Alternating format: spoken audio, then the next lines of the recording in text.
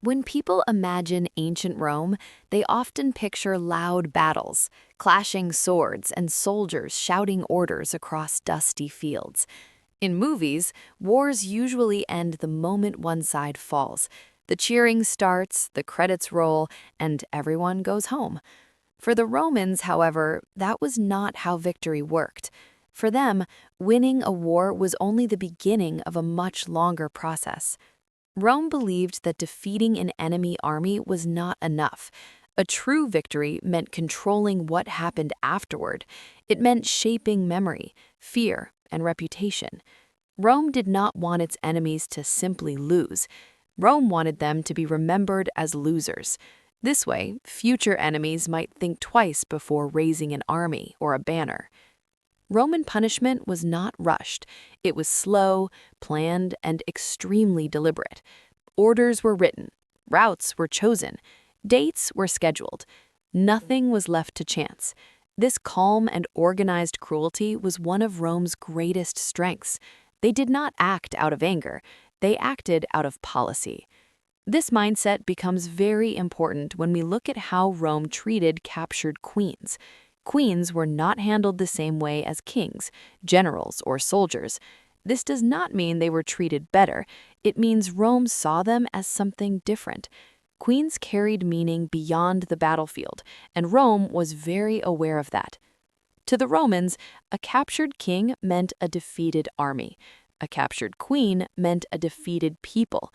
She represented the spirit of resistance, the identity of a land, and the hope of rebellion.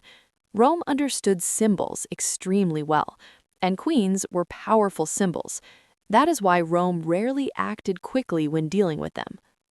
Rome had three main goals after victory. The first goal was to show power clearly and publicly.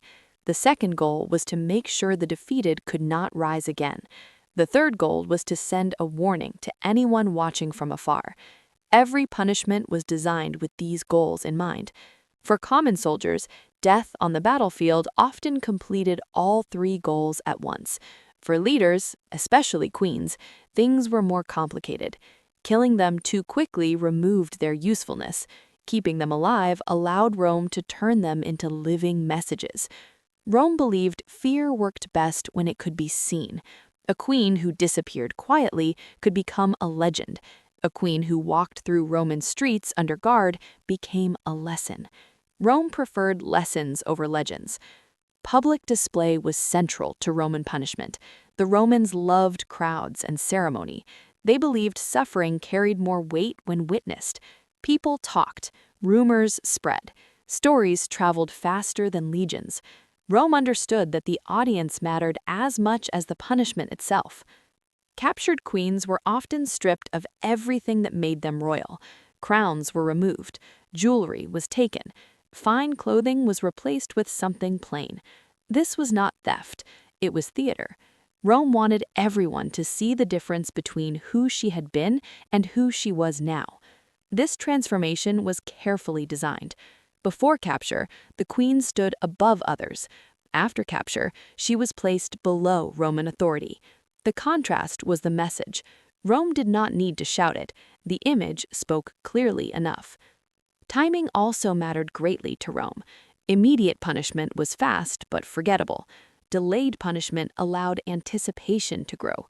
People wondered what would happen next. That uncertainty created tension, and tension created fear. Rome was patient enough to let that fear build. There was also another reason Rome treated queens with special care. Queens made Rome uncomfortable, not because they were rulers, but because they inspired loyalty in a different way. People followed queens with emotion, not just discipline.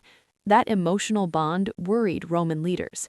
Roman leadership preferred enemies who behaved like Romans. They liked clear ranks, predictable orders, and structured authority. Queens did not always fit that model. They ruled through identity, family ties, and personal loyalty. This made them harder to erase. When a queen resisted Rome, it challenged the Roman idea that resistance was pointless.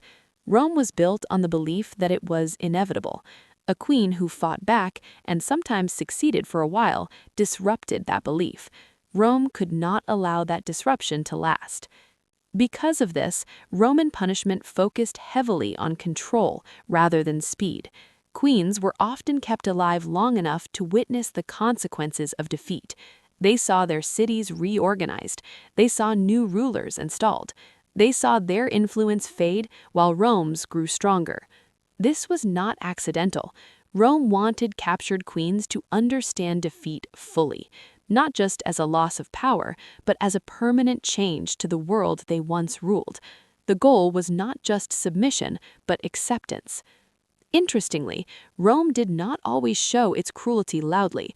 Often, it was quiet, a long wait, a guarded journey, a delayed decision. Roman punishment worked best when it felt unavoidable, like time itself moving forward. Mercy, in Roman thinking, was not kindness. It was another tool. Sometimes sparing a queen made Rome appear generous. Other times, punishment made Rome appear strong. Rome adjusted its response based on what best served its image. The fate of a captured queen was never truly about her alone. It was about everyone watching. Rome punished carefully, not emotionally. Every step was part of a larger story Rome wanted the world to remember. This is the foundation of how Rome handled captured queens. Before chains, before marches, before silence, there was this idea of victory. A victory that did not end with battle, but continued through memory, fear, and control.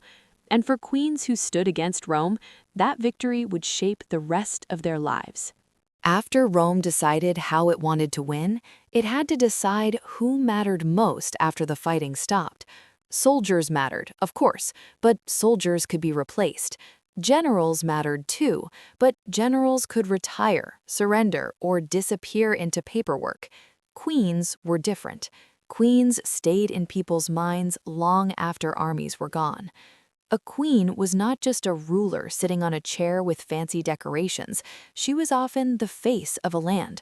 Her image appeared on coins. Her name was spoken in songs and stories. People did not just obey her orders, they felt connected to her. This made queens powerful in a way Rome found difficult to control. Rome understood something very important about resistance. Resistance does not always need weapons. Sometimes it only needs memory. As long as people remembered their queen, they remembered who they used to be. That memory alone could become dangerous. This is why Rome saw captured queens as living symbols. As long as they lived, they represented the idea that Rome's power could be challenged. Even defeated, a queen could inspire hope, and hope to Rome was a problem. Roman leaders were practical thinkers. They asked simple questions. Why did rebellions start? Why did people keep resisting even when defeat was likely? Often the answer was loyalty. Not loyalty to Rome, but loyalty to a person. Queens were very good at creating that loyalty. Many queens ruled alongside families that had governed for generations. Their authority felt natural to their people. Rome, by contrast, ruled through law, force, and administration. It worked well, but it did not always inspire affection. Rome respected efficiency. Queens inspired devotion. This difference worried Roman officials. A defeated army could be scattered. A defeated queen could still unite people through stories and memory. Rome could not easily march against a memory. Because of this, Rome treated queens as symbols that needed to be carefully managed. Killing them immediately could turn them into legends. Legends are hard to control. Keeping them alive allowed Rome to shape the story instead. A living queen under Roman control sent a powerful message. It said that Rome did not just defeat armies, it defeated identities. It took the heart out of resistance and held it in plain view. Rome also understood the emotional weight queens carried. People often saw their queens as protectors. Some were mothers, some were widows, some were daughters of famous rulers. These personal details mattered. They made queens relatable. Rome preferred enemies who felt distant and abstract, not familiar and human. That humanity made queens dangerous. It made people care. Roman writers often described foreign queens as stubborn, proud, or difficult. These descriptions were not accidental. Rome wanted to reduce queens to personalities rather than leaders. It was easier to dismiss resistance if it seemed emotional instead of political. Still, even while mocking them, Rome respected their influence. That respect showed in how carefully queens were handled after capture. Rome did not leave these decisions to chance or emotion. Each step was calculated. Queens also represented continuity. Kings could fall, but queens often carried bloodlines forward. They were connected to children, heirs, and future claims. As long as a queen lived, the idea of a future challenge remained alive as well. Rome hated unfinished business. A living queen meant unfinished business. This is why Roman punishment aimed to separate queens from everything that gave them meaning. Family members were removed, advisors were dismissed, servants were replaced with guards, communication with their people was cut off. Isolation was not just a side effect, it was the goal. By isolating queens, Rome tried to turn living symbols into empty shells. A queen without followers was just a person. At least, that was the plan. But Rome also knew isolation alone was not enough. The image of the queen still mattered. Even in silence, she could inspire. That is why Rome often displayed queens publicly before removing them from view. Public appearances reminded everyone who held power now. The queen was still there, but she was no longer in control. This contrast was meant to drain her symbolic strength. Rome wanted people to see defeat with their own eyes, not hear about it later, not imagine it, see it. Queens were also dangerous because they crossed boundaries Rome liked to keep firm. Roman society had clear expectations for leadership. When a queen ruled successfully, it challenged those expectations. It suggested that power could look different. Rome did not like that idea spreading. So, Roman punishment also worked as correction. It was a way of saying that such challenges would end badly. It was not personal, it was instructional. There is a slightly ironic detail here. The more Rome tried to erase the power of queens, the more attention it gave them. By focusing so much effort on controlling their image, Rome admitted their importance. Rome never wasted energy on things that did not matter. Captured queens became carefully managed objects of policy. Where they stayed, who guarded them, when they moved, and who could see them were all decisions made at high levels. This was not routine imprisonment, this was symbolic containment. Rome's fear was not of queens themselves, but of what they represented. They represented identity without Rome, authority without Roman approval, loyalty that could not be taxed or legislated away. As long as a queen lived, the idea of independence lived with her. That is why Rome treated queens as living warnings. They were meant to show what happened when resistance failed, not just defeat, but loss of identity, status, and voice. In Roman thinking, this approach was merciful. It avoided unnecessary killing. It allowed order to settle. It prevented future conflict. Whether the queens agreed with this logic was not considered important. The moment a queen was captured did not usually happen in a dramatic way. There was rarely a single trumpet blast followed by a clear announcement that everything was over. Most of the time, it arrived quietly, after confusion, exhaustion, and long hours of uncertainty. Battles ended, allies scattered, messages stopped arriving, and then suddenly the queen was no longer protected by distance or loyal guards. Rome was very careful during this moment. Capturing a queen was risky. Killing her by accident or letting her escape would ruin months or even years of planning. Roman commanders understood the value of what they were holding. They treated the capture like securing a valuable document rather than arresting a person. Once a queen was taken, the first priority was separation. She was separated from her advisors, from her remaining guards, and from any family members still nearby. This was done quickly and calmly. The goal was to prevent discussion, planning, and last-minute resistance. Rome preferred quiet control over force.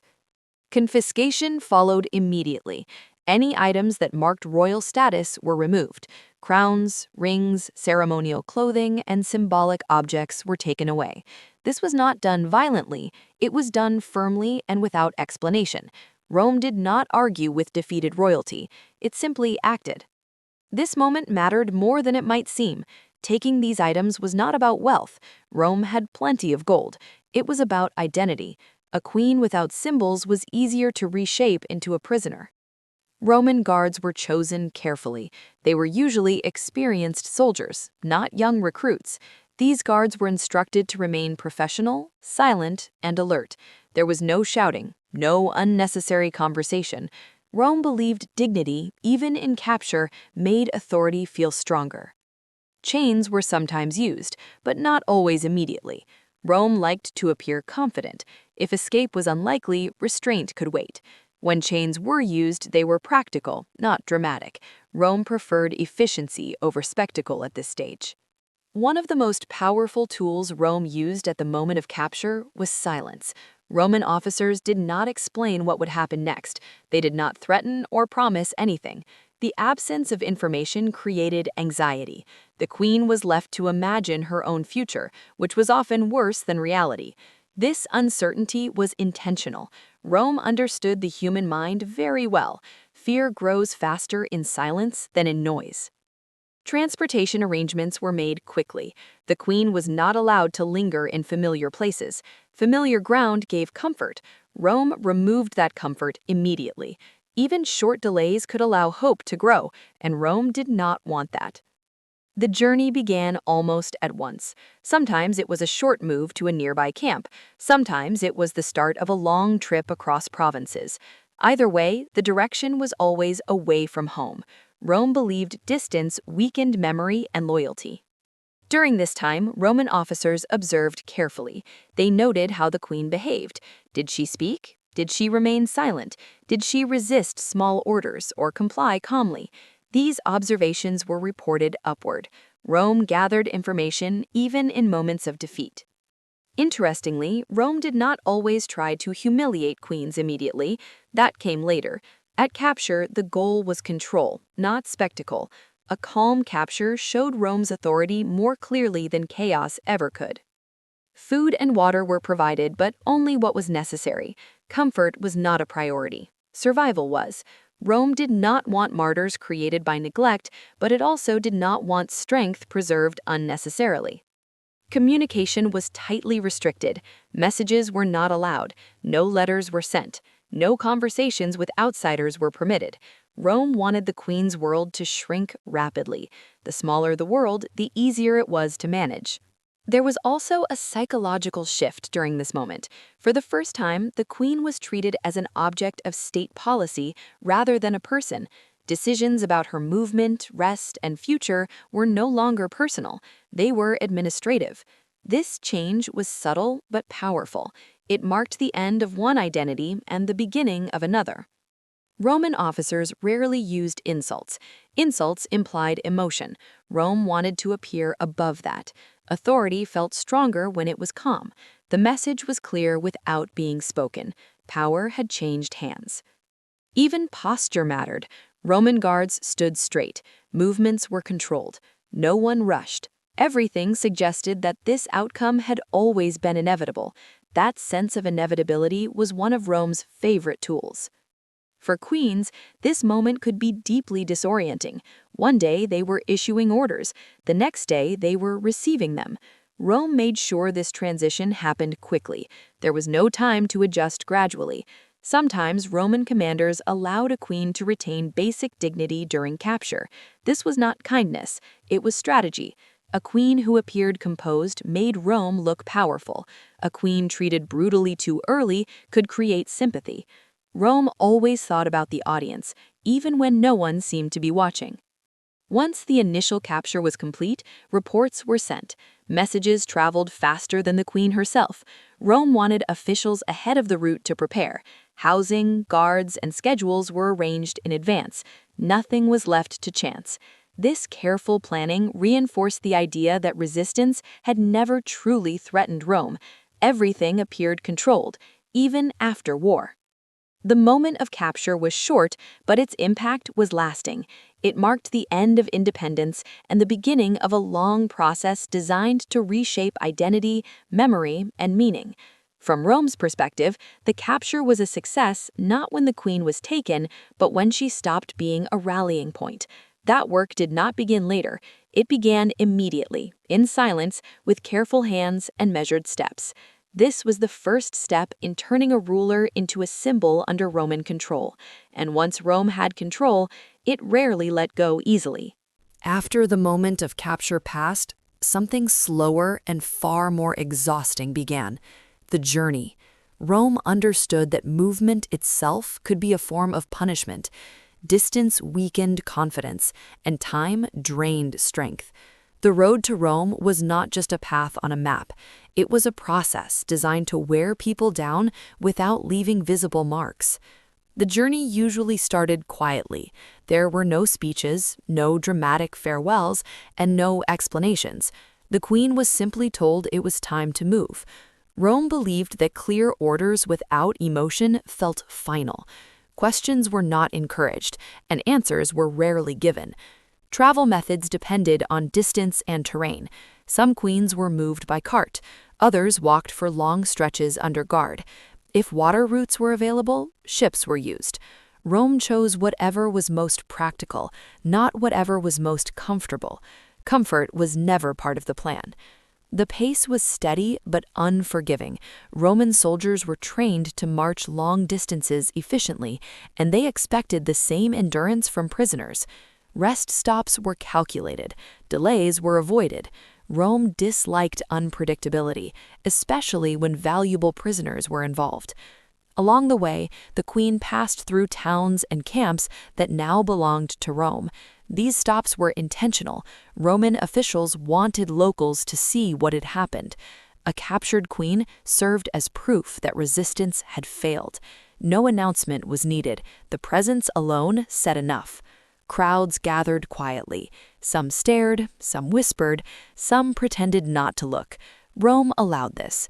Curiosity helped spread the message.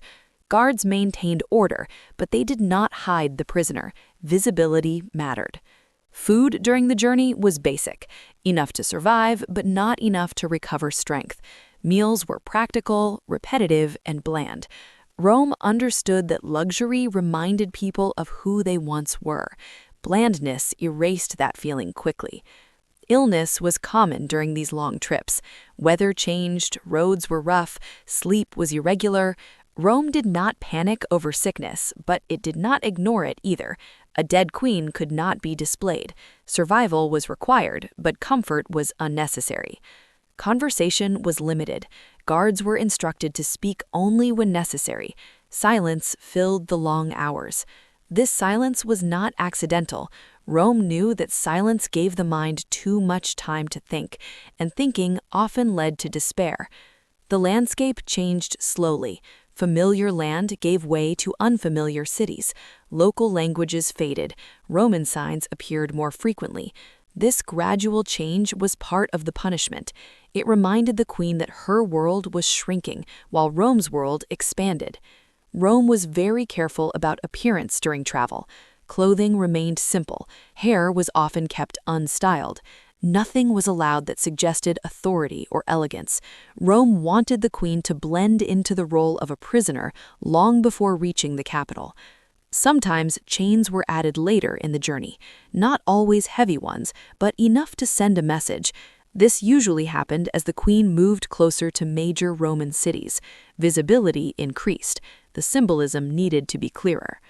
Roman officers paid attention to behavior. If a queen appeared calm, that calm was reported. If she appeared defiant, that was reported too. Rome gathered information constantly. Even silence was noted. The journey also served as a kind of test. Rome observed whether the queen still commanded respect from others. Did people bow? Did they whisper her name? Did former allies approach? Any sign of lingering loyalty mattered. If loyalty appeared too strong, Rome adjusted its approach.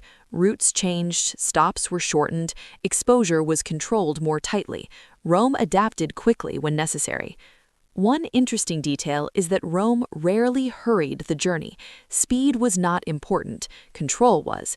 The longer the journey, the more the queen adjusted to captivity.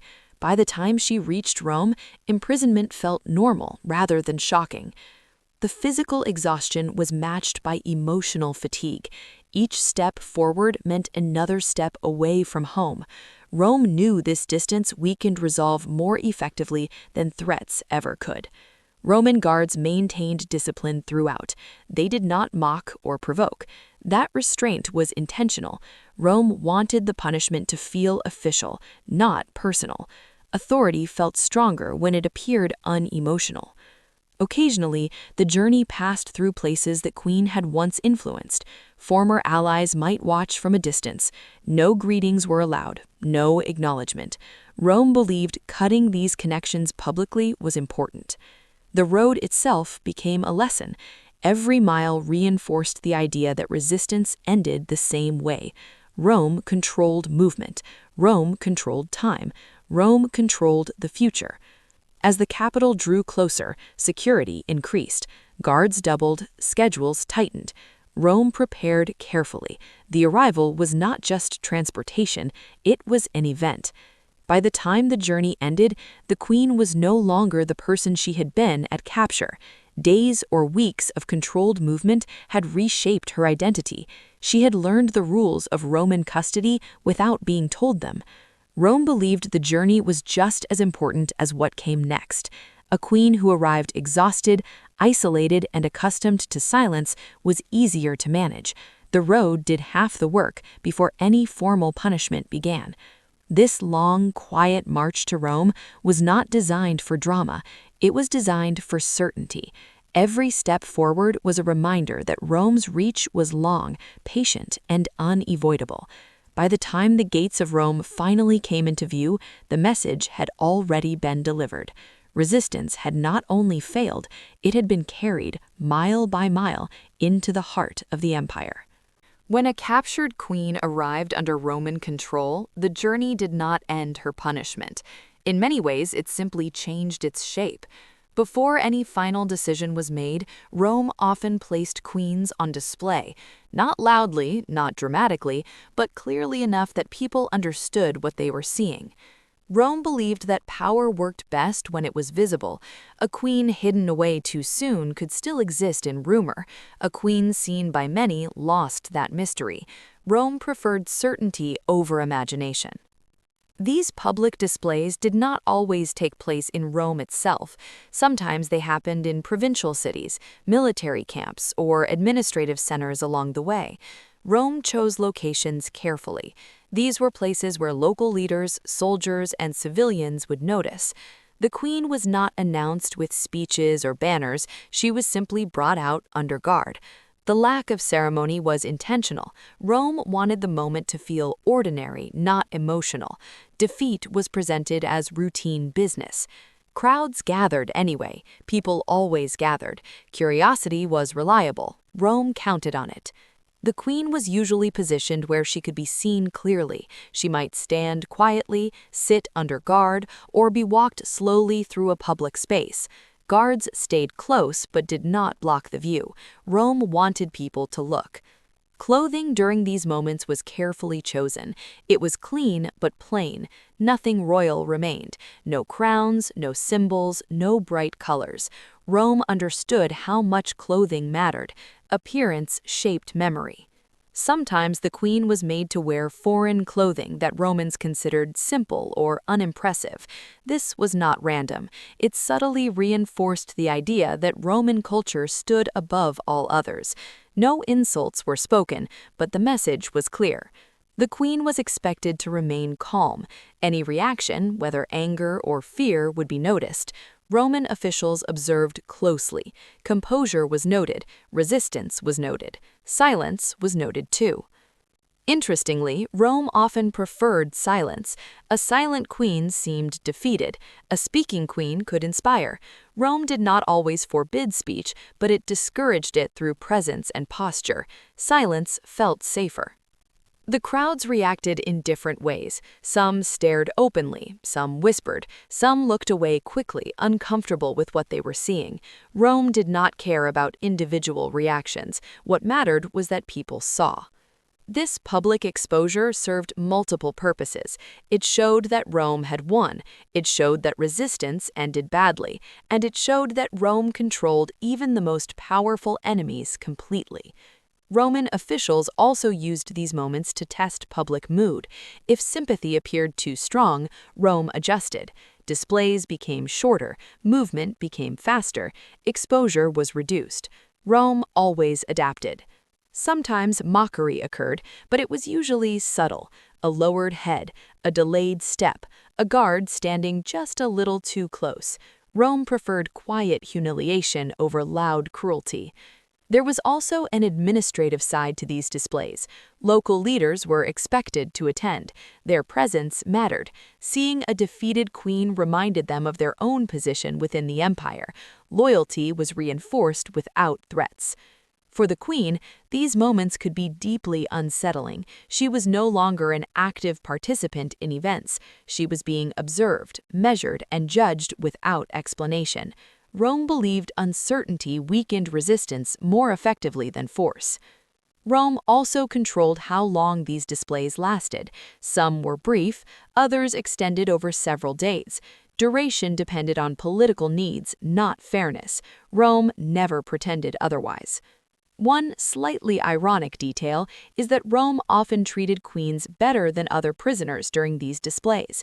There was no shouting, no rough handling, no obvious abuse. Rome wanted control, not chaos. Disorder made Rome look weak. This calm treatment could confuse observers. Some might even think Rome was merciful. Rome did not correct that impression. Appearing reasonable was part of the strategy. At the same time, the queen's lack of freedom was always obvious. Guards were present, movement was restricted, choices were non-existent. The contrast between calm treatment and total control was intentional. Rome wanted people to understand that resistance did not lead to dramatic tragedy, it led to quiet erasure. These public displays also allowed Roman writers and officials to shape the narrative. Descriptions were sent back to Rome, reports were written. The queen's posture, behavior, and appearance were recorded. These details later became part of official history. History, as Rome understood it, began here. Another important aspect was repetition. A queen might be displayed multiple times in different places. Each appearance reinforced the message. Repetition made the image stick. Rome believed that one warning was not enough. Warnings needed reinforcement. There was also a psychological purpose directed at the queen herself. Being seen without authority repeatedly weakened identity. Each display chipped away at the idea of self-rule. Rome believed identity could be reshaped through experience. The queen was no longer addressed by title during these moments. Names were avoided or shortened. Formal respect disappeared. Rome believed titles carried power, and power was something the queen no longer had. Despite this, Rome often avoided direct insults. Insults could provoke defiance. Rome preferred resignation. One could say Rome was patient to a fault, or perhaps patient by design. By the time these public displays ended, the queen was already known as a defeated figure. When judgment finally came, it felt less shocking. People had already adjusted to the idea. This was Rome's goal. Nothing should feel sudden. Sudden events create emotion. Gradual events create acceptance. The public display before judgment was not about punishment alone, it was about preparation. It prepared the crowd, it prepared Roman officials, and it prepared the queen. By the time Rome was ready to decide her fate, much of the work was already done. The queen had been seen, measured, and quietly reduced in the public eye. If Rome loved anything more than winning, it was celebrating winning. And the biggest celebration of all was the Roman triumph. This was not just a parade, it was a carefully staged performance designed to tell a very specific story. Rome was powerful, Rome was orderly, and Rome always had the final word. A triumph was granted only to successful commanders, but it was never just about the general. It was about Rome itself. The streets were prepared in advance, decorations were arranged, crowds gathered early.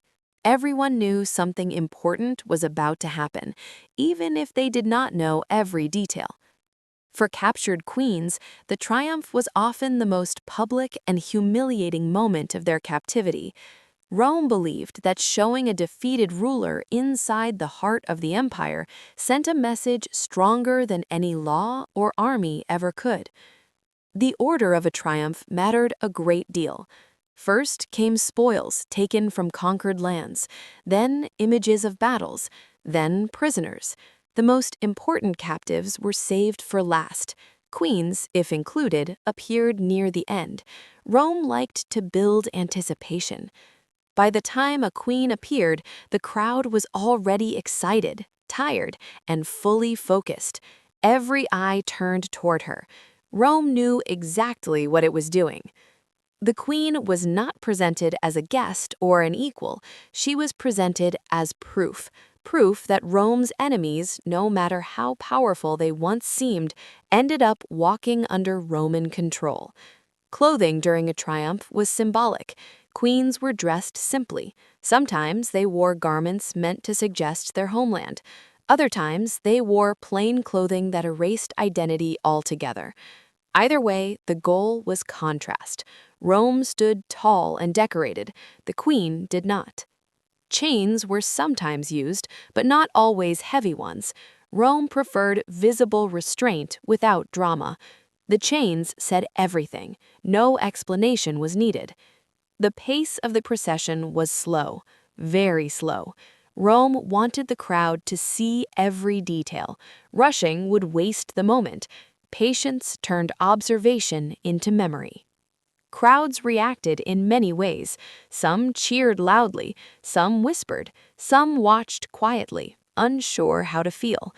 Rome did not control the reaction, it controlled the image. That was enough. Roman officials observed the crowd closely. They noted reactions. A triumph was not only a celebration, it was feedback. Rome learned how fear and loyalty moved through its people. The queen was expected to remain composed. Any sign of defiance would be noticed, any sign of weakness would be remembered. Rome placed her in an impossible position and then watched carefully. Interestingly, Rome often avoided direct cruelty during triumphs. There were no attacks, no shouting, no chaos. The cruelty was in the setting itself. A former ruler reduced to an object of observation was powerful enough. Rome believed humiliation worked best when it appeared calm. The triumph also served a political purpose inside Rome. It reminded citizens why taxes were high and armies were large. It justified expansion. Seeing a defeated queen made distant wars feel personal and worthwhile. There was also an unspoken lesson aimed at Rome's allies. Cooperation brought stability. Resistance brought spectacle.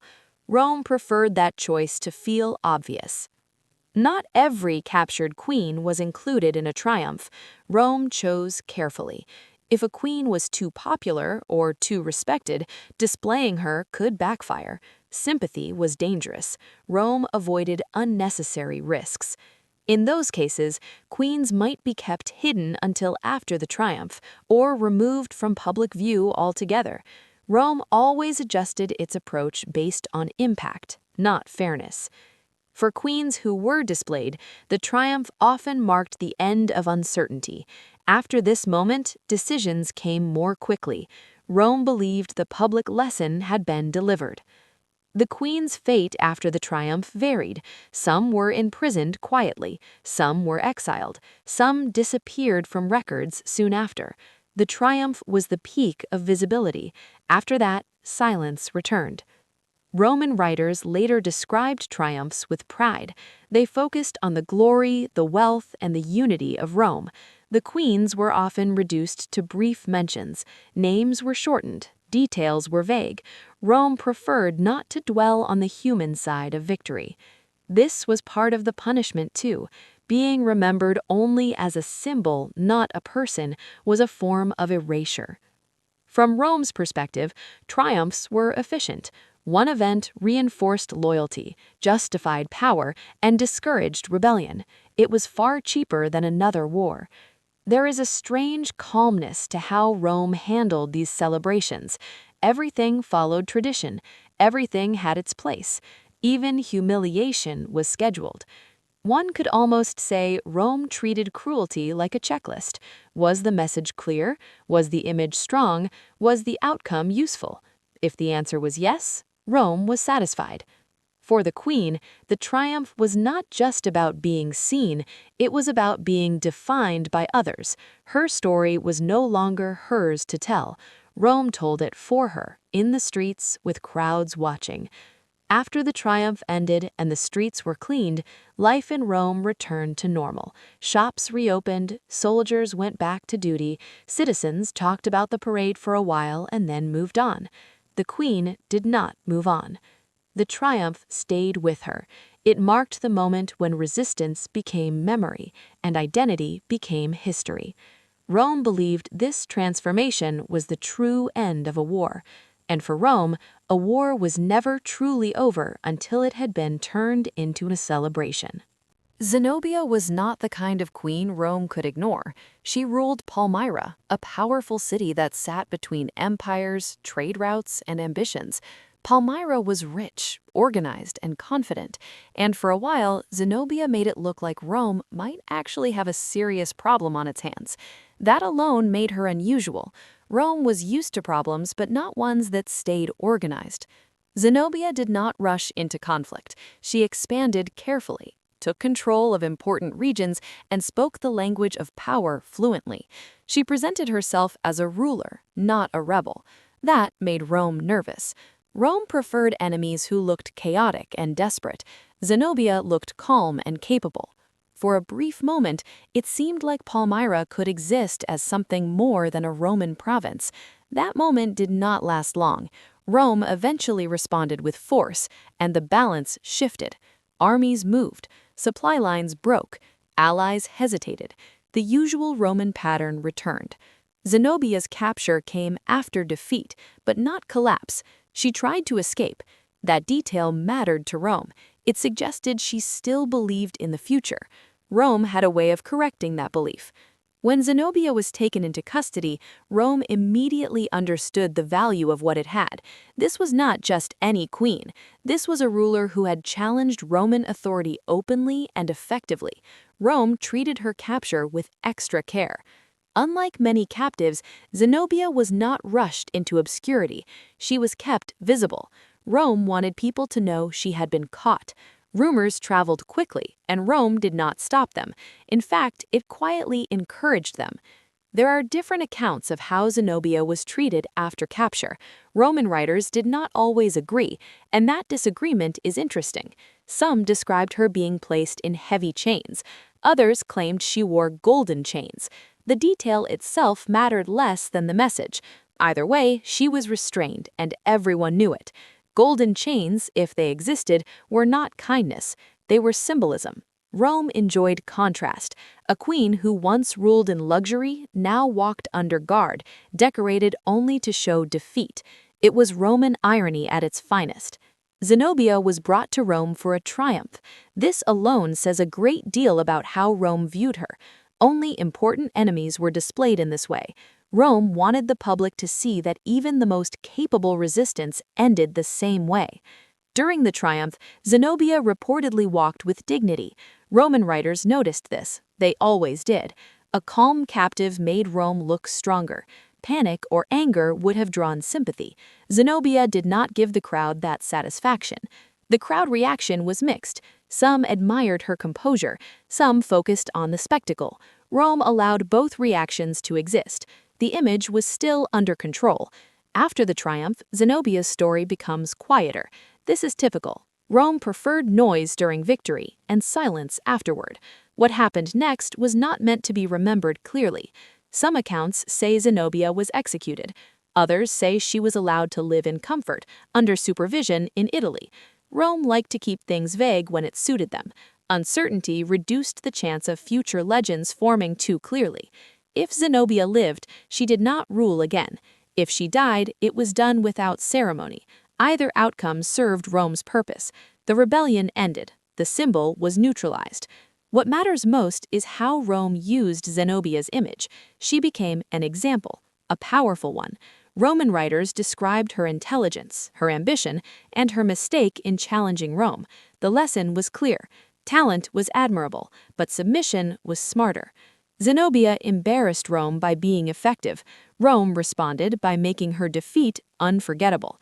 There is a slightly ironic tone in how Roman history treats her. On one hand, they respected her ability. On the other, they made sure her failure was the final note. Rome liked capable enemies, as long as they lost. Zenobia's punishment was not just physical, it was narrative. Rome controlled how her story was told. Details that made her strong were included. Details that might inspire others were softened or removed. Even her possible survival worked in Rome's favor. A former queen living quietly under Roman oversight sent a clear message. Resistance could end not only in death, but in irrelevance. Zenobia went from ruler to resident, from decision-maker to observer. Rome believed that kind of transformation was more powerful than execution. Her story also reveals something important about Roman fear. Rome did not fear failure, it feared competition. Zenobia represented a system that worked outside Roman control. That was unacceptable. By turning her into a controlled figure, Rome proved that no alternative system could survive without Roman approval. Zenobia's fate became part of Roman political memory. Future leaders were reminded of her when borders grew tense. Her name did not disappear, but it changed meaning. It no longer represented possibility. It represented caution. In a strange way, Zenobia remained powerful even in defeat. Rome had to work hard to manage her image. That effort itself shows how seriously Rome took her. Cleopatra Selene's story begins differently from most captured queens. She was not taken in chains after leading armies. She did not ride at the head of a rebellion. Instead, she was captured as a child, and that made her punishment quieter, slower, and in some ways more permanent. Cleopatra Selene was the daughter of Cleopatra VII of Egypt and Mark Antony. That alone made her important. She carried famous names, famous bloodlines, and a future full of possibilities that Rome did not intend to allow. Rome understood early on that children of defeated rulers could become problems later, so Rome acted early. After Egypt fell under Roman control, Cleopatra Selene was taken to Rome along with her siblings. She was still young, old enough to remember who she was, but young enough to be reshaped. Rome considered this the perfect age for influence. Unlike other queens, Cleopatra Selene was not displayed as a defeated enemy in the traditional sense. Instead, she was turned into something else. She became a political ornament, a reminder of Roman victory that could walk, speak, and attend events. Rome did not imprison her in a cell. It placed her in a household. She was raised among Roman elites, surrounded by Roman language, Roman customs, and Roman expectations. This was not kindness. This was strategy. Rome believed that changing identity was more effective than destroying it. Cleopatra Selene was given an education. She learned literature, manners, and politics the Roman way. She was taught how to behave, how to speak, and how to exist inside Roman society. At the same time, everything that tied her directly to Egypt was slowly reduced. This was Rome's softer punishment. It left no bruises and created no martyrs. Instead, it quietly redirected a life. To Roman citizens, Cleopatra Selene was proof that Rome was generous.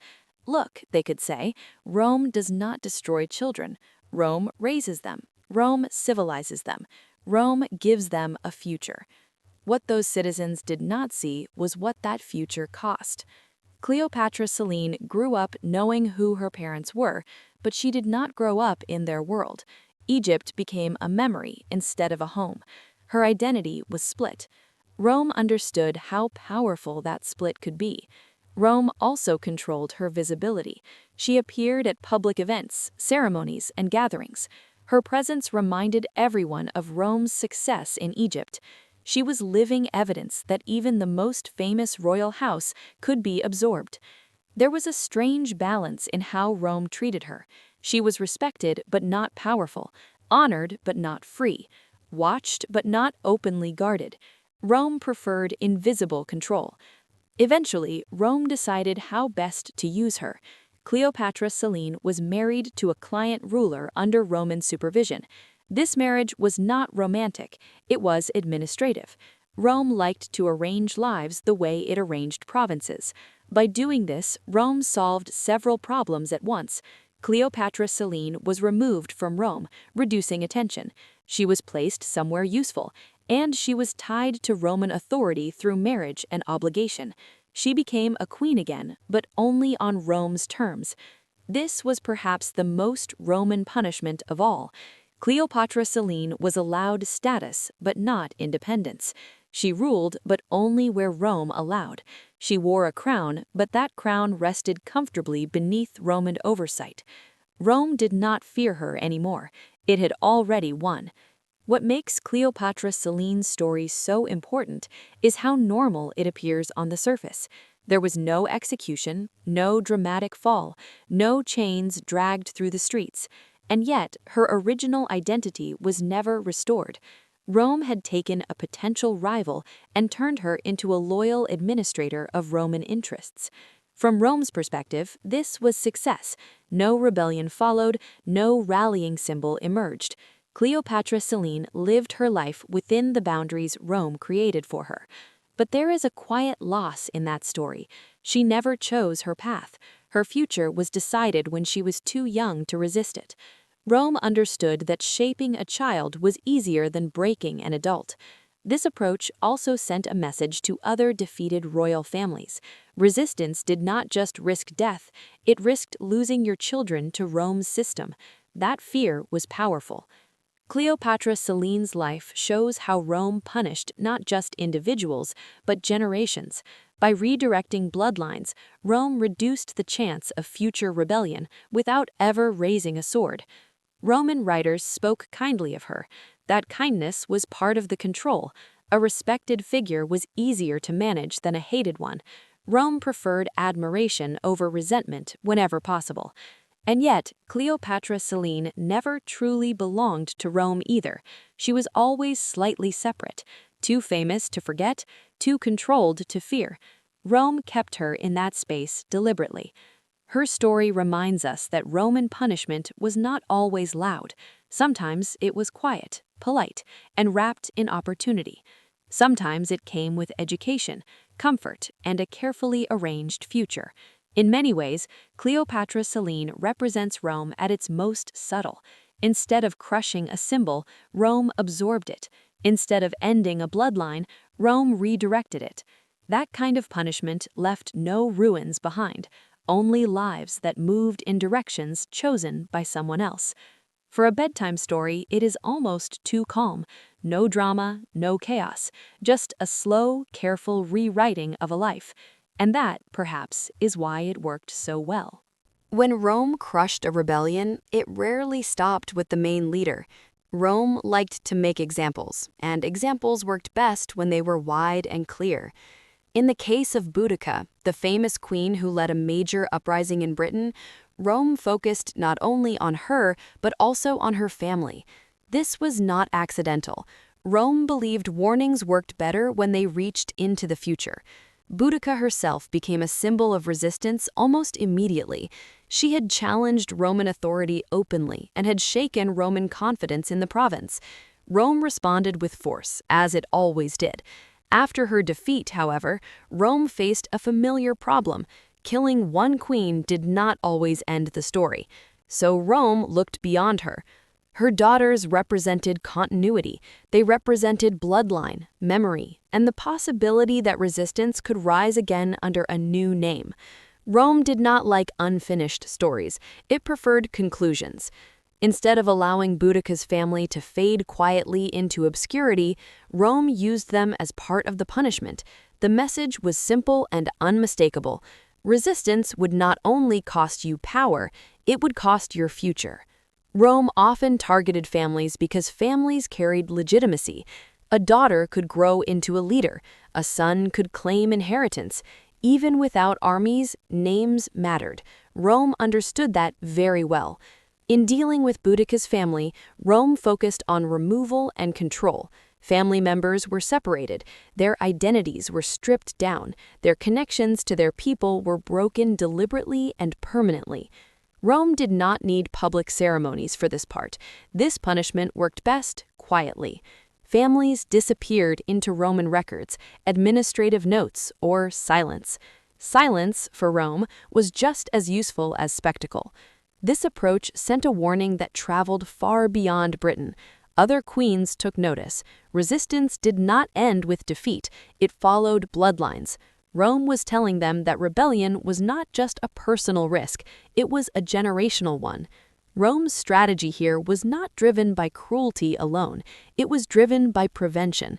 If future leaders never emerged, future wars would not need to be fought. Rome preferred solutions that reduced effort later. This is why Rome often absorbed children of defeated rulers into Roman households or removed them from their cultural roots. Identity, once disrupted early, rarely recovered fully. Rome knew this from experience. In Boudicca's case, Rome wanted to erase not just a leader, but a legacy. The rebellion had already embarrassed Roman authority. Allowing her family to inspire new resistance would have been unacceptable.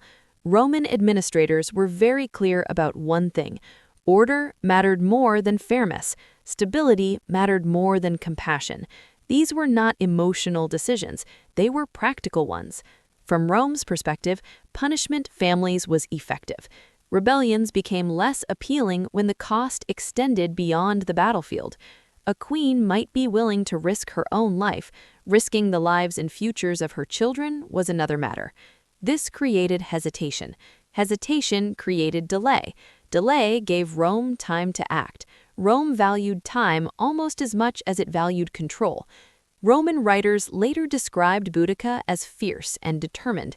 They admired her courage in defeat, but they also made sure her failure was emphasized. The focus slowly shifted away from her cause and toward her consequences. Her daughters faded from the record. That disappearance was intentional. Rome preferred erased futures over remembered ones. This tactic was not unique to Britain. Rome used it repeatedly across the empire. Families of defeated rulers were absorbed, relocated, or quietly neutralized. Rome believed that cutting roots was more effective than cutting branches. For other queens watching Rome's expansion, this was a clear lesson. Resistance did not end with your own fate. It followed everyone connected to you. Rome wanted queens to consider that carefully before acting. There is something chilling about how methodical this approach was. No anger, no drama, just administrative control applied to human lives. Rome reduced rebellion to a problem that could be managed on paper. Even Rome's allies understood the warning. Loyalty offered protection. Resistance invited scrutiny that extended far beyond one lifetime. In this way, Rome punished not just queens, but the idea of inheritance itself. Power was no longer passed through family alone. It passed through Roman approval. Rome's most effective tools: fear that looked forward, fear that imagined consequences years in advance, fear that asked, "What happens to those who come after me?" That question stopped many rebellions before they began. For a bedtime story, this punishment is quiet and unsettling. No noise, no spectacle, just the slow disappearance of a future that once seemed possible. Rome rarely needed to repeat the warning. Once was usually enough. Boudica's name survived, her daughters did not. And in that difference lies the true nature of Roman punishment. Rome allowed symbols to exist when they served a purpose. When they did not, Rome erased them calmly. This was Rome speaking to every queen who watched from a distance. You may fight, you may even inspire, but understand this: Rome will remember you longer than your people will, and it will decide what survives of your story. That was the warning, and it was heard across the empire. Not every captured queen ended her story in a parade, a palace, or a written record. In fact, many simply disappeared. No clear execution date, no detailed description, no dramatic ending. Just silence.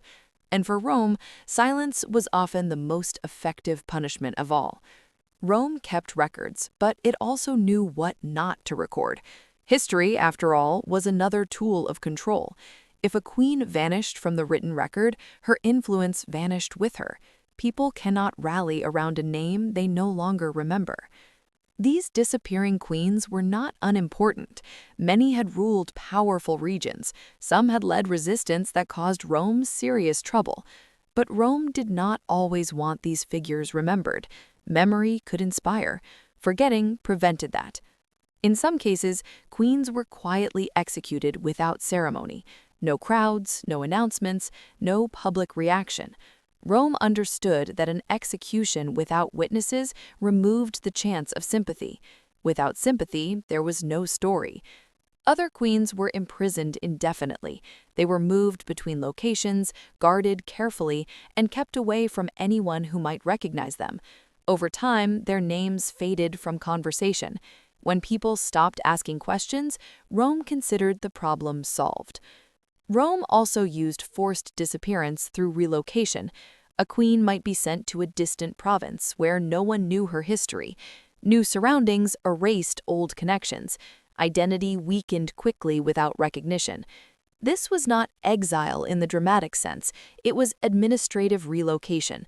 Forms were signed, escorts were assigned, life continued, just somewhere else, without status or voice. One reason Rome preferred disappearance was efficiency.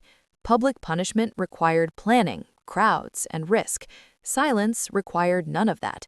It was cheaper, quieter, and safer. Rome also understood that mystery could be dangerous. A queen who disappeared but was rumored to be alive might still inspire hope. Rome avoided this by controlling information tightly. If no one knew where she was, no one could follow her. Roman officials were careful about how they spoke of these queens. Reports became vague. Phrases like removed from public life or no longer a concern appeared. These were not accidents. Language shaped perception. For later historians, this creates gaps. Names appear briefly and then vanish. Stories begin but never end. This was not a failure of record-keeping. It was intentional design. Rome did not believe every enemy deserved a dramatic conclusion. Drama gave attention. Attention gave power. Rome preferred power to remain firmly in Roman hands. There's also a psychological element here. For people living under Roman rule, disappearance created uncertainty. If a queen could vanish without explanation, anyone could. That uncertainty discouraged dissent more effectively than public punishment ever could. Silence kept people cautious. Queens who disappeared were often stripped of all identifiers first. Names were no longer used. Titles were removed. They became just another person under Roman administration. Rome believed that removing a name removed authority. Without a name, it was difficult to inspire loyalty. Rome also avoided martyrdom this way. Martyrs needed stories. Stories needed details. Disappearance provided neither. In some cases, queens lived out their lives quietly, under supervision, forgotten by all but their guards. In other cases, their end came quickly and without record. Rome did not consider these outcomes important enough to document. From Rome's point of view, the result mattered more than the method. The queen no longer mattered politically. That was success. There is something unsettling about this approach. Loud punishment shocks, but quiet erasure feels colder. Rome did not need to prove its strength repeatedly. It already had. By removing queens from history itself, Rome controlled not just territory, but time. Future generations would not know who had resisted, only that resistance had failed. This tactic also protected Rome from embarrassment. Not every victory was clean. Some wars were messy. Some resistance was effective. Erasing queens erased uncomfortable reminders. Rome liked history to feel orderly. Disappearing inconvenient figures helped maintain that illusion. For listeners today, these missing stories are frustrating. We want endings. Rome did not provide them. And that was the point. Queens who disappeared remind us that power does not always announce itself. Sometimes it simply removes what it does not want to deal with. Rome mastered that skill. A queen who vanished left behind no rallying cry, no symbol, no future claim, just a question that slowly stopped being asked. And when people stopped asking questions, Rome was satisfied. This is how many queens truly lost their power, not through spectacle, not through violence, but by being quietly removed from the story altogether. In Rome's world, being forgotten was not an accident, it was a decision. After the parades ended and the crowds went home, Rome still had decisions to make. A captured queen could not simply remain a symbol forever. At some point, Rome needed closure.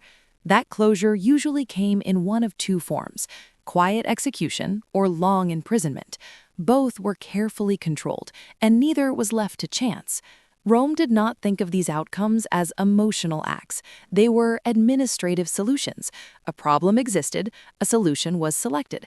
The process moved forward. Execution, when it happened, was rarely dramatic. Rome avoided public chaos at this stage. Loud endings created sympathy, and sympathy could grow into resistance. Rome preferred endings that felt official, calm, and final. Many executions took place away from crowds. There were no speeches, no ceremonies, and no announcements. The goal was not to make an example anymore. That work had already been done.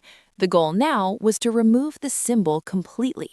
Rome believed that the best kind of ending was one people barely noticed.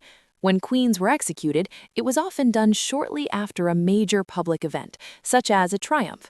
By then, the public had already accepted the defeat. The emotional moment had passed. Rome slipped the ending into silence. For Roman officials, this approach felt clean. The lesson had been delivered. The threat was gone. The empire could move on. Imprisonment was the other option, and sometimes the more useful one. A queen kept alive but powerless could still serve Rome's interests. She could be used as leverage, she could be referenced in negotiations, or she could simply exist as proof of Roman control. Imprisonment did not always mean a dungeon. Rome used many types of confinement. Some queens were held in secure buildings near major cities. Others were placed in guarded residences far from political centers. The location depended on how much attention Rome wanted to avoid. Conditions were basic, but stable. Rome did not starve important prisoners without reason. Survival mattered. Comfort did not. Life was reduced to routine, and routine slowly erased urgency. Isolation was the most important part. Queens were kept away from anyone who might recognize them or speak their name with respect. Over time, even the guards changed. Familiar faces disappeared. Identity weakened. Rome believed that power faded when it was not acknowledged. In some cases, queens lived for many years in confinement. Their names slowly stopped appearing in reports. Officials stopped mentioning them. Eventually, they became background noise in Roman administration. From Rome's point of view, this was success. A former ruler who no longer influenced events was no longer dangerous. There is something very Roman about this approach. It avoided extremes. No chaos, no drama, just control applied steadily over time. Rome also liked flexibility. If political conditions changed, a living queen could still be useful. If she died, that option disappeared. Keeping her alive preserved choices. This is why some queens were imprisoned for long periods before Rome made a final decision.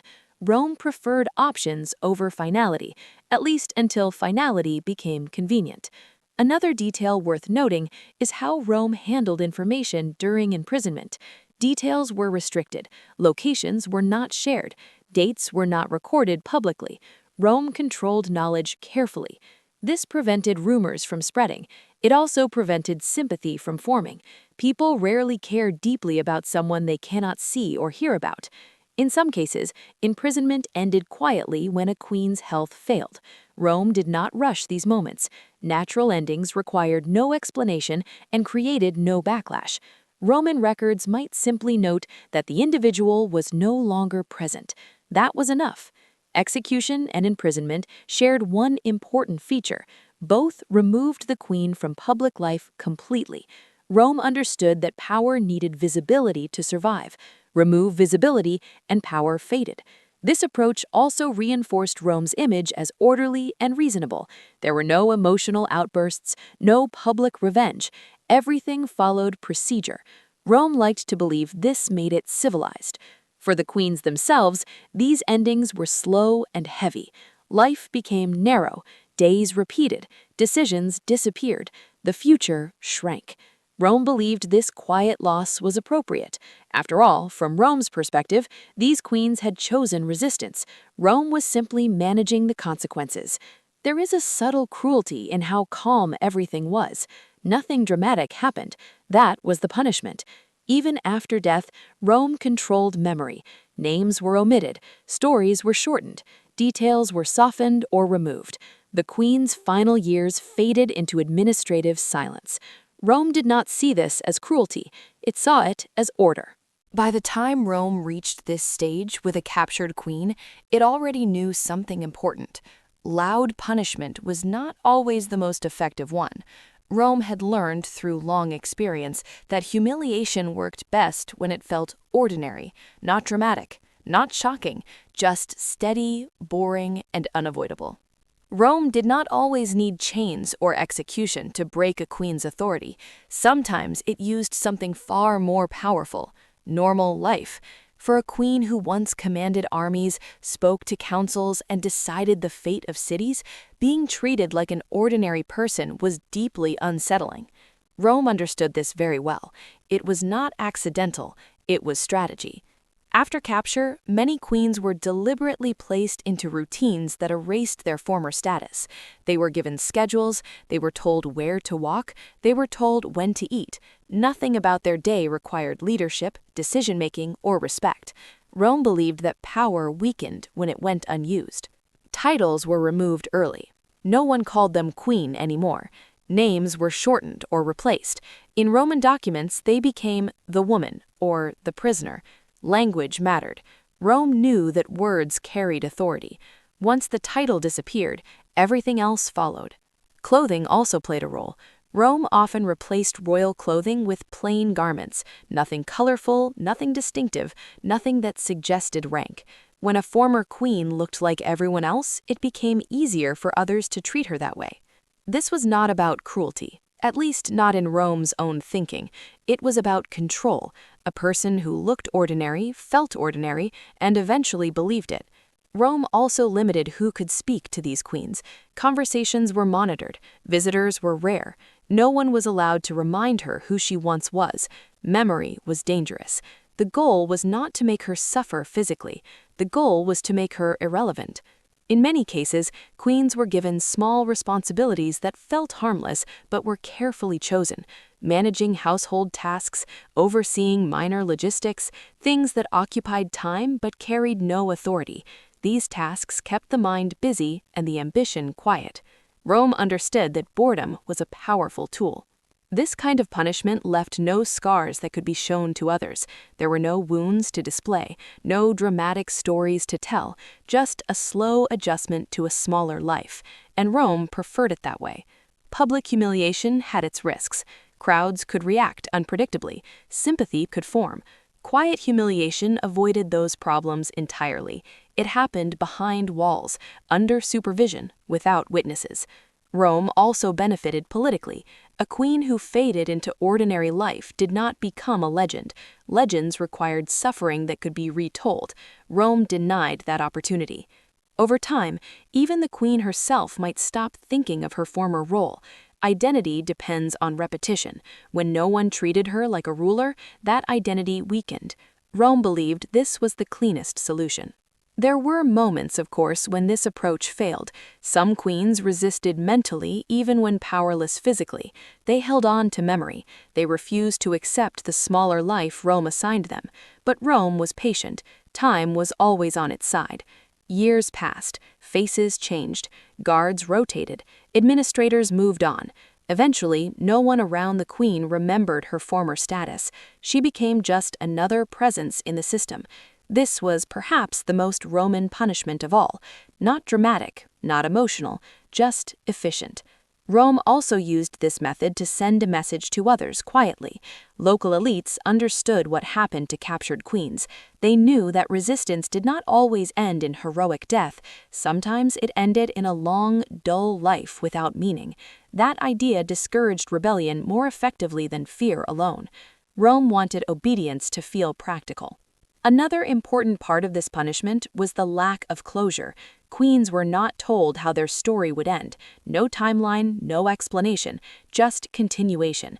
Days followed days without purpose. Uncertainty wore people down. Rome rarely explained its reasoning. Orders were followed without justification. Questions were ignored. This reinforced the idea that Rome did not need to explain itself. For Rome, humiliation without noise preserved its image. The empire remained calm, controlled, and reasonable on the surface. No visible cruelty, no emotional excess. Behind that calm was total dominance. This chapter may feel less intense than stories of execution or chains, but it represents one of Rome's most effective tools. Power does not always need violence. Sometimes it only needs patience. A queen reduced to routine posed no threat. She inspired no songs. She led no resistance. She existed, but she did not matter. Rome measured success by results, not spectacle. And the result here was simple. The queen no longer shaped events. Rome did. In the end, this punishment erased not just authority, but narrative. Without a story to tell, the queen faded from memory. Rome moved forward, and history, shaped by Roman records, followed Rome's lead. This is how humiliation became invisible, and why it worked so well. Rome did not always want blood. That might sound surprising given its reputation, but Rome was practical above all else. Killing a captured queen was simple. Letting her live, stripped of all power, could be far more useful. From Rome's perspective, this was mercy mixed with control. From the queen's perspective, it was a slow ending stretched across years. When Rome decided to spare a queen, it was never kindness, it was calculation. A living queen could serve as proof of Roman dominance. She could be pointed to, silently, without words, as evidence that resistance ended in submission.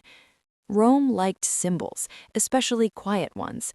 These queens were often placed under what looked like comfortable conditions at first glance: a decent residence, food that was enough, clean surroundings. Compared to chains or execution, it seemed almost generous. But comfort was not freedom. Movement was limited. Travel required permission. Visitors were rare and monitored. Letters, if allowed at all, were read carefully. Every connection to the outside world passed through Roman hands. Rome controlled access because access meant influence. The most important restriction was political silence. These queens were forbidden from making decisions, giving orders, or offering advice. Even casual opinions could be dangerous. Rome made sure their voices went nowhere. Some queens were moved deliberately far from their homelands. Distance broke loyalty. People forget faster when they cannot see their former ruler. Rome understood geography as a tool of power. Placed in unfamiliar regions, queens lost the rhythm of their old lives. Language barriers, customs, and unfamiliar landscapes all worked together to weaken identity. Rome didn't rush this process. It let the environment do the work. Over time, the queen became a stranger even to herself.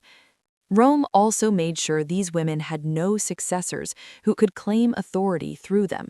Children were separated or absorbed into Roman-controlled systems. Family lines ended quietly. This was not dramatic, it was thorough. What made this punishment particularly effective was its ambiguity. The queen was alive, but not present, known but unreachable, remembered but irrelevant. People back home might wonder about her fate, but without information, curiosity faded. Rome did not confirm rumors. Silence did the job. For the queen, days became repetitive. No crises to manage, no councils to address, no moments that required leadership. Time passed slowly, and purpose drained away. Rome believed this was safer than execution. Dead queens could become legends. Living, silent queens became footnotes. There were moments when Rome even paraded this mercy indirectly. Roman officials could say, truthfully, that the queen lived, that she was treated reasonably, that Rome was fair. This helped Rome present itself as civilized, controlled, and confident, an empire that did not need cruelty to win. Of course, the cruelty was simply quieter. Some queens tried to adapt. They focused on learning, routine, or small personal projects. Rome allowed harmless activities. A busy mind was less likely to resist. Others struggled deeply. The loss of agency weighed heavily. Being unable to shape events, even in small ways, was its own punishment. Rome did not interfere with emotions. It didn't need to. One of the most powerful aspects of this punishment was time. Rome could wait longer than any individual could endure. Years passed, political situations changed, new generations grew up under Roman rule. Eventually, the queen's name lost urgency. Rome also benefited strategically. By keeping queens alive, Rome avoided creating power vacuums that might spark chaos. A living former ruler, even powerless, provided a sense of continuity that made transitions smoother. Local elites were less likely to rebel if they believed the old ruler still existed somewhere, even quietly. It softened the break. This shows how careful Rome was with stability. Every decision balanced fear, control, and appearance. As years went on, these queens aged. Physical strength faded, health declined. Rome did not rush endings. Natural decline required no explanation. When death finally came, it was rarely announced publicly. No ceremonies, no attention. Just another line in a report, if that. Rome had already won long before.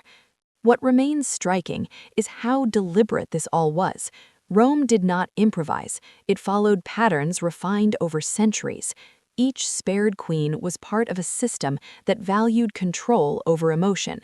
For listeners today, Rome understood that power is not just about conquering land.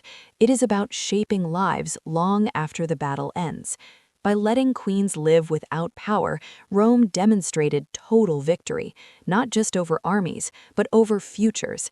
These women survived, but they did not rule. They breathed, but they did not lead. They existed, but they did not matter politically.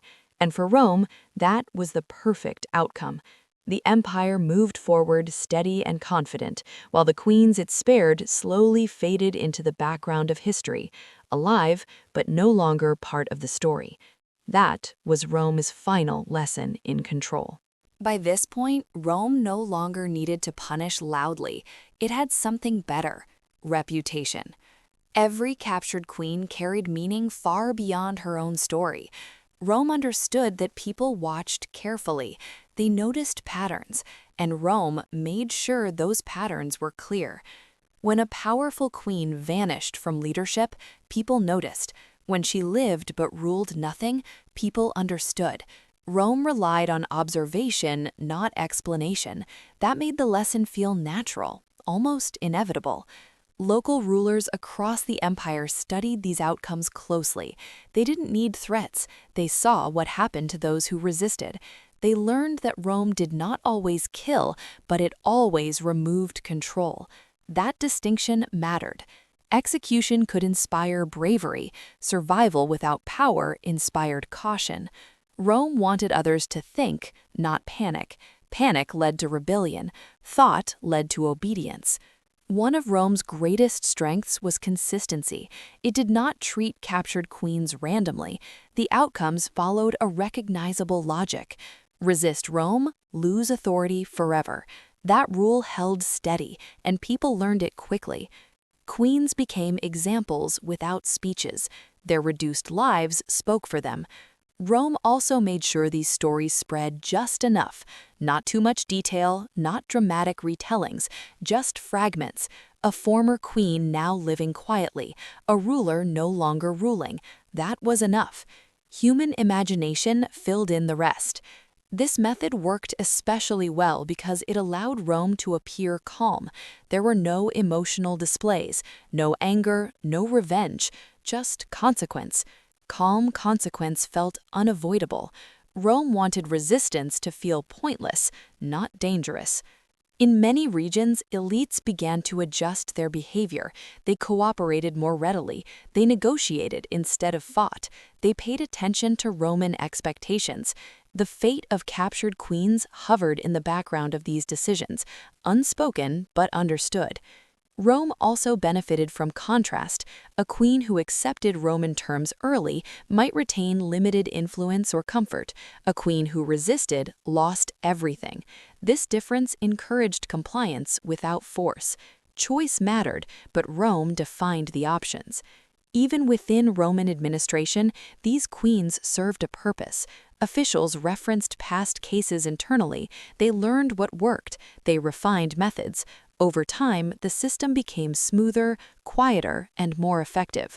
Rome didn't just conquer land, it perfected process. What made this approach especially powerful was how it avoided cruelty on the surface. Rome could claim fairness. After all, the queen lived. She was not publicly harmed. Rome appeared reasonable. That appearance mattered. An empire built only on fear eventually faced constant rebellion. An empire built on expectation lasted longer. Rome understood that deeply. Captured queens became part of Rome's reputation, not its headlines. Another important detail is how Rome allowed ambiguity to remain. People never knew exactly what would happen. Would a queen be imprisoned, relocated, kept alive quietly? The uncertainty itself discouraged resistance. Clear threats can be challenged. Unclear outcomes create hesitation. Rome thrived on hesitation. Over time, the idea of resistance began to feel outdated in many regions. Not impossible, just impractical. Why risk everything when the outcome was so predictable? This is how warnings work best. They don't shout, they settle into the background of decision-making. For the queens themselves, this role as a warning was never acknowledged. They were not told they were symbols. They were simply removed from power and left to exist. Rome did not need their cooperation for the message to work. The empire also avoided creating heroes. A heroic death could inspire stories. A quiet life without power inspired none. Rome chose the path that left no songs behind, and songs matter. History remembers what is sung, repeated, and celebrated. Rome made sure these queens were none of those things. It wanted an empire that governed itself through expectation. People knew the limits, they stayed within them. Captured queens were proof that even the highest status offered no protection against those limits. This lesson applied to everyone, nobles, generals, allies. No one was above Rome's system. And that consistency built trust in a strange way. People trusted Rome to act the same way every time. Predictability replaced fear. By the time Rome reached its height, it barely needed to punish publicly at all. The stories had already done the work. Defeated queens were no longer threats. They were reminders. Reminders that Rome did not rush, did not rage, did not forget. It waited, it watched, and it always removed power completely. That was the warning, not shouted, not carved into stone, just quietly understood by anyone who considered standing against Rome. And that lesson was simple. Power only existed if Rome allowed it. Rome did not want fear to be loud. It wanted fear to be reasonable, logical, calm, the kind of fear that makes people sit back, think carefully, and decide that resistance is not worth the effort. Rome showed that status meant nothing once you crossed a certain line. A queen could command armies one year and manage a silent routine the next. The transition was not emotional, it was procedural. That mattered. When punishment feels personal, people resist it. When it feels administrative, people accept it. Rome mastered this difference. Captured queens were proof that Rome did not panic when challenged. It did not rush. It did not lose control. It absorbed resistance and processed it calmly, like paperwork. That calmness was terrifying in its own way. Rome also taught that identity was fragile. A title existed only as long as Rome recognized it. Once recognition disappeared, so did authority. Queens learned this painfully. Others learned it by watching. Rome wanted everyone to understand that power was not something you owned. It was something Rome temporarily tolerated. This lesson spread far beyond queens. Kings noticed, tribal leaders noticed, allies noticed, even Roman officials noticed. No one was permanent. Another part of the lesson was patience. Rome showed that it did not need quick victories to feel secure. It could wait years, even decades, for a queen to fade into irrelevance. Time was a weapon, and Rome had plenty of it. This discouraged dramatic resistance. People understood that even survival did not guarantee significance. Living on without purpose was not victory. Rome also taught that history itself was controlled. If Rome chose to not record something, it effectively did not exist. A queen without a story might as well have never ruled. That control over memory was just as powerful as control over land. By shaping what was remembered, Rome shaped what future generations believed was possible. Resistance looked rare. Victory over Rome looked temporary. Submission looked practical. That perception lasted centuries. Rome's final lesson was not about cruelty, it was about inevitability. Once Rome decided something, it happened. Slowly, calmly, completely. Queens who resisted did not become legends, they became examples of futility. This made Rome feel larger than any individual, larger than any ruler, larger than any moment. For people living under Roman influence, this created a quiet pressure, not fear of pain, but fear of disappearance, fear of becoming irrelevant, fear of being erased from the story. That fear shaped decisions more effectively than violence ever could. Rome also benefited from distance. It rarely explained its actions. Explanations invite debate. Rome preferred silence. Silence made outcomes feel natural, even deserved. Captured queens were never told they were part of a lesson. They didn't need to be. The audience was everyone else. Rome did not need approval. It needed acceptance. And acceptance came from predictability. People knew what would happen if they resisted. Not exactly how, but generally enough to hesitate. That hesitation built an empire. Even today, when we look back at these stories, we notice how quiet they are. No dramatic speeches, no grand finales, just gradual removal. That quietness is Rome's signature.